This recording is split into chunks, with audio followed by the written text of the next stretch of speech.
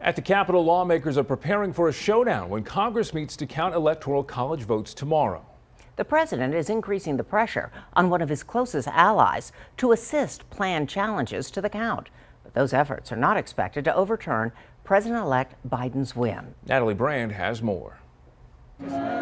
Protesters have already begun to gather in Washington, D.C. ahead of Wednesday's count of Electoral College votes on Capitol Hill. Vice President Mike Pence paid a visit to the White House Tuesday as President Trump increases pressure on him to reject electors from several states, a power that vice presidents do not possess. I hope Mike Pence comes through for us, I have to tell you.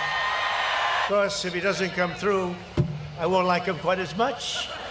The vice president will preside over the largely ceremonial vote count, during which dozens of House Republicans and at least 13 GOP senators say they will object. According to the rules, an objection would have to be raised by a lawmaker from both the House and the Senate. The chambers would then have to split up, debate up to 2 hours, and then vote on the challenge.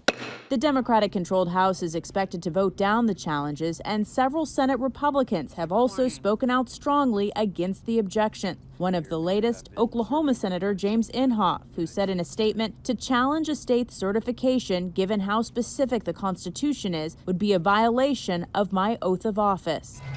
Wednesday's expected congressional clash comes exactly 2 weeks before Inauguration Day. Natalie Brand, CBS News, the White House.